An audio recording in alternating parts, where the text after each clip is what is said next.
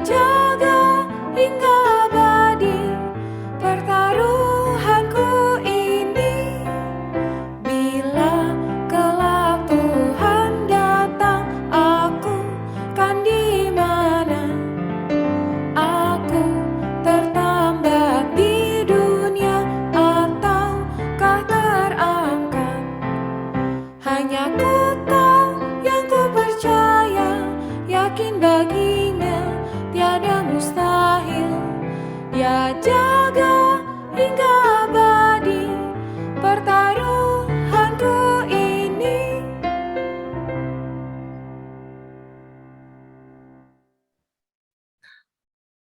Shalom Sobat Muda semua, puji Tuhan.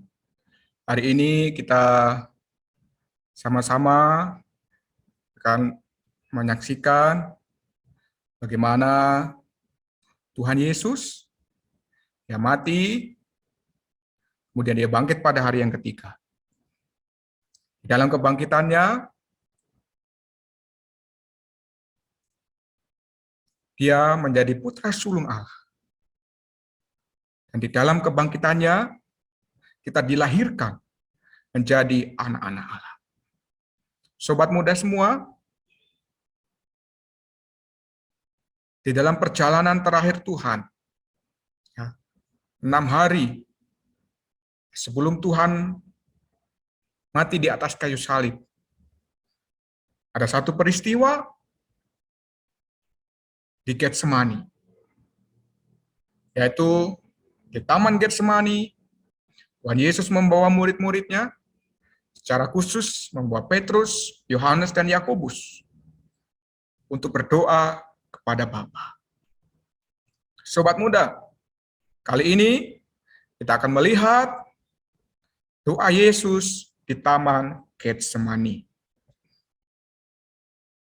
Untuk apa Tuhan berdoa pada waktu itu?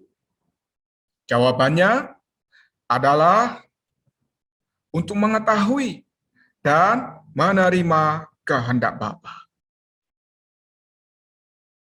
Fokus dari doa Yesus di Taman Getsemani adalah Yesus ingin mengetahui apa itu kehendak Bapa terhadap dirinya. Ya, sehingga dia dengan rela menerima kehendak Bapa itu di atas dirinya. Sobat muda, di Taman Getsemani, ya, Tuhan Yesus bergumul di dalam doa sampai ia tahu bahwa kehendak Allah, ya, kehendak Allah atas dirinya ialah agar agar Yesus meminum cawan itu. Apakah cawan itu? Cawan itu adalah mati di atas kayu salib.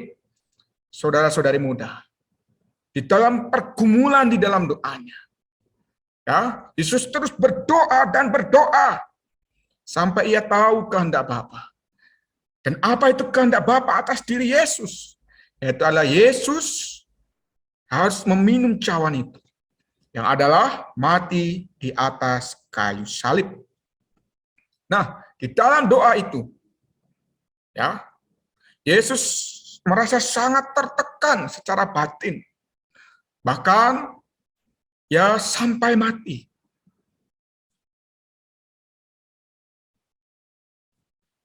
Di dalam kondisi yang sedemikian, ya kan, Yesus membawa serta Petrus, Yakobus, dan Yohanes untuk berjaga-jaga dan berdoa.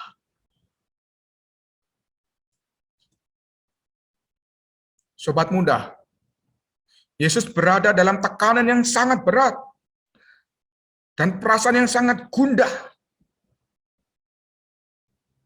Ia pergi ke hadapan Bapa. Ya, berapa kali? 1 kali? Tidak. 2 kali? Tidak. Yesus pergi ke hadapan Bapa. Khusus untuk berdoa adalah sebanyak 3 kali. Ini menunjukkan kepada kita betapa besar, betapa dahsyatnya tekanan yang dihadapi oleh Yesus pada waktu itu. Sehingga dia harus 3 kali dengan doa yang sama, dia datang kepada Bapa. Nah, mari kita melihat kata Getsemani. Nah, kata Getsemani itu berarti adalah pemerasan minyak. Sobat muda, di tempat ini, kan pengalaman Yesus di Taman Getsemani adalah salah satu tekanan di dalam jiwanya. Ya, sewaktu ia diperhadapkan dengan penyalibannya yang semakin dekat. Yesus seolah-olah diperas sampai titik yang terakhir, sampai tetes yang terakhir. Sampai tidak ada lagi minyak yang menetes, sobat muda. Betapa yang mengerikannya situasi yang ada di hadapan Yesus pada waktu itu. Nah, sobat muda, di atas salib, Yesus dijadikan dosa di mata Allah, yang memikul hukuman di dalam tubuhnya bagi setiap dosa yang kita perbuat. Oh, betapa dalamnya pengalaman ini. Hukuman yang harus kita tanggung. Ya, Yesus rela menanggungnya. Nah, sewaktu Yesus berdoa, kan peluhnya menjadi seperti titik-titik darah, ya, yang bertetesan ke tanah. Betapa menakutkan situasi pada waktu itu. Betapa mengerikannya situasi pada waktu itu. Sehingga keringatnya, peluhnya, jadi seperti titik-titik darah. Oh, saudara-saudara, coba bayangkanlah situasi waktu itu. Betapa mengerikannya. Betapa menakutkannya. Nah, sini kita melihat sewaktu Yesus berdoa, kengerian yang terbentang di hadapannya dipikul di atasnya sampai ia berpeluh darah. Betapa kuatnya tekanan yang ada di dalamnya.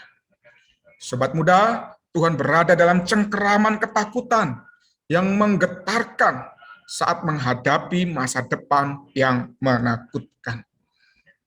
Di dalam situasi yang sedemikian, di dalam keadaan yang sedemikian, Tuhan berdoa bahwa ia akan meminum cawan itu yang telah diaturkan baginya di dalam kehendak Bapa. Sobat muda, Yesus memiliki satu kali yang terakhir untuk mengungkapkan kedambaannya, untuk tetap tinggal dalam kehendaknya, di mana ia terus menjadi satu dengan Bapa. Tetapi dia mengambil sikap. Ya, Yesus menerima cawan yang telah dipersiapkan baginya. Dalam pengorbanannya yang tertinggi ini, di dalam ketaatannya kepada kehendak Bapa. Meski ini adalah cawan kematian, bahkan kematian di bawah penghakiman Allah atas sebuah salib yang memalukan. Sobat muda, Yesus tidak mempertahankan statusnya. Ya, dia menerima cawan itu. Dia menerima dijadikan dosa, ya, untuk menebus kita, membayar hutang kita di atas kayu salib. Menurut Watchmeni, ya, seorang hamba Tuhan, doa Tuhan di dalam Taman Getsemani merupakan ekspresi ketaatan yang paling tinggi terhadap otoritas Allah, jauh melampaui pengorbanannya di atas salib. Dengan kata lain, bagi Tuhan, tunduk kepada Allah adalah satu hal yang lebih besar daripada memikul salib. Sobat muda, karena itu, ya kan, kita harus memiliki satu sikap, yaitu taat, T-A-A-T, taat.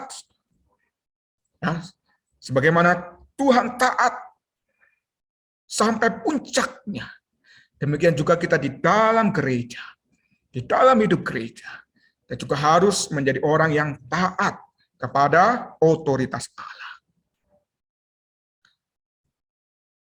Maka, sobat muda, di dalam Taman Getsemani, kita melihat bahwa Yesus dengan hati yang tunggal memilih kehendak Bapa.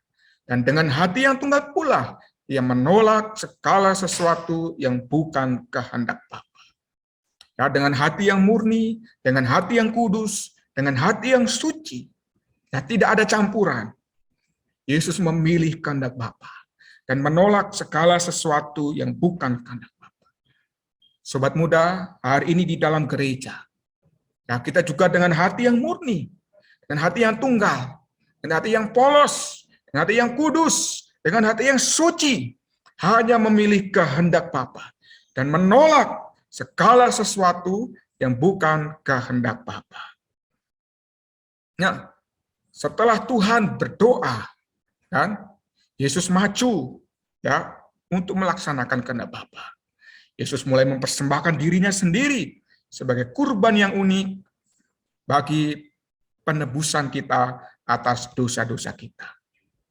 Melalui doanya, ya, Yesus memiliki keyakinan bahwa dalam kematiannya di atas salib adalah kehendak Bapa. Sobat Buddha, kehendak Bapa adalah agar Yesus mati di atas salib bagi kita, dan Tuhan sepenuhnya tunduk kepada kehendak Allah. Haleluya. Setelah melihat kehendak Allah, Yesus memiliki respon yang sangat positif, yaitu dia sepenuhnya tunduk kepada kehendak Allah. Demikian juga kita hari ini, ketika kita sudah melihat kehendak Allah, rencana Allah, kedambaan Allah, kita harus sepenuhnya tunduk kepada kehendak Allah atas diri kita. Nah, setelah doanya di Taman Getsemani, Tuhan Yesus siap untuk ditangkap, dicobai, divonis, dan dibunuh. Sobat muda, segala sesuatu dan setiap orang telah dipersiapkan. Dan dia telah memiliki doa yang langsung dengan Bapa. Dengan doa yang sedemikian, dia memiliki konfirmasi bahwa itu adalah kehendak Allah bagi dia untuk mati menggantikan kurban-kurban. Sobat muda, di dalam doa-doa kita, ya, kita harus sampai mendapatkan konfirmasi, mendapatkan keyakinan bahwa segala sesuatu ya, itu adalah kehendak Bapa. Ya, kalau itu adalah kehendak Bapa, mari kita menerima dan melakukannya. Jika itu bukan kehendak Bapa, mari kita dengan hati yang murni, dengan hati yang kudus, menolak itu semua. Sobat muda, kehendak Bapa itu sempurna, baik, dan dapat diterima. Ada sesuatu di dalam kita, sesuatu yang berasal dari Allah, yang tidak akan pernah dipuaskan oleh apapun kecuali oleh kehendak Allah. Sobat muda, kita harus menjadi orang-orang yang dengan aktif melakukan kehendak Bapa. Mari kita semua ya menjadi anak-anak muda yang aktif, ya, berdoa, mendapatkan konfirmasi mengenai kehendak Bapa atas hidup kita, atas masa depan kita. Ya, dan kita segera dengan taat melakukan kehendak Bapa itu tersebut. Puji Tuhan, semoga firman yang singkat ini bisa menerangi kita semua, bisa membuat kita semakin mengapresiasi, semakin memuji, semakin memegahkan Tuhan, memuliakan Tuhan, meninggikan Tuhan. Ya. Karena betapa besar pengorbanan yang telah Tuhan curahkan untuk kita semua. Semoga hari ini, sobat muda, Tuhan telah mengorbankan itu semua. Segala sesuatu telah Tuhan korbankan. Sekarang ketika Tuhan bertanya, apakah yang kau korbankan untukku hari ini? Sobat muda, ketika Tuhan bertanya, ketika ada pertanyaan, apa yang telah engkau korbankan untukku, untuk Tuhan? Sobat muda, mari kita renungkan pertanyaan ini, kita jawab masing-masing di hadapan Tuhan. Semoga kita benar-benar